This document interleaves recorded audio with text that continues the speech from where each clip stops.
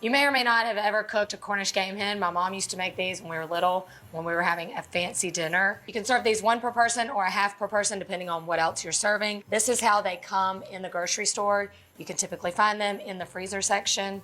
They're about like $4 or $5 each. So these are, again, a super affordable way to make something fancy. Cornish game hens are just very young chickens. All Cornish game hens are chickens, but not all chickens are Cornish game hens. Get what I mean?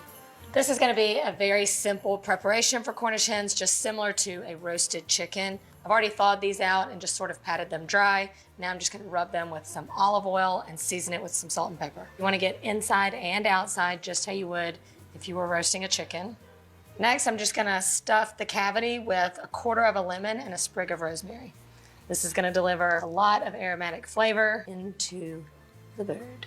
This is a great holiday meal option if you're only cooking for a couple people, you know, instead of having to get a big turkey or anything like that. This is just way easier and more budget friendly. They're all stuffed, ready to go. Look at these cute little packages. I'm just gonna stick these into a large roasting pan. I'm gonna kind of coat the bottom with a little more olive oil, stick these in here and add some more aromatics in the form of garlic. Going in with 24 garlic cloves. I have an extra rosemary, may as well stick it on down there. And I'm gonna add in some more lemons. The recipe does not say to do that, but it's gonna make it pretty. It's as simple as that, and now they go to roast in the oven. I'm gonna start them at 450 degrees, for about 25 minutes or until they're just evenly golden brown. While that happens, I'm gonna make a little deglazing mixture because that first step of cooking is developing a nice crust and caramelization on the bottom of the pan, and we wanna lift that up. So after that first stage of cooking, we're gonna deglaze with a little mixture of white wine and chicken broth. And I'm gonna add in a little more olive oil just for flavor and just whisk that together. And that's it. All right, check it out. We've got some color going on the bottom. Now we're gonna add in our liquid.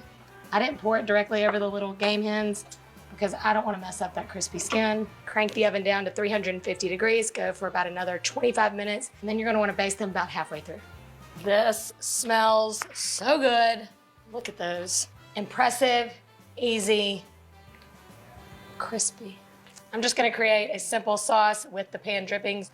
So I'm gonna put these on a platter and let them rest. To finish this off, I'm gonna strain all of the stuff from the pan and just be left with that little liquid gold. I'm gonna add the garlic cloves into that liquid too. And we're gonna reduce this on the stove for just about 5 to 6 minutes until it thickens up a little bit. Probably a more regular portion is to cut these in half and give each person a half of one. I'm being generous since this is my main entree and because I don't wanna mess up the beauty of it. Finish it off with some of our sauce.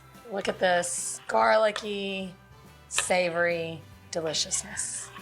I also love serving this with wild rice because I don't know why, but every time my mom made Cornish hens, she made wild rice. So, no, just can't teach an old dog new tricks. As promised, your fancy holiday meal that is not a ham or a turkey.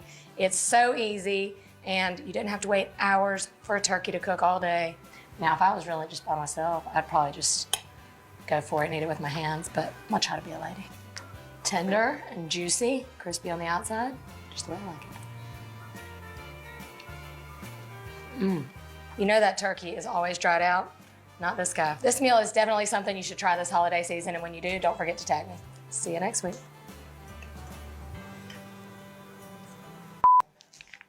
Yeah, the bird.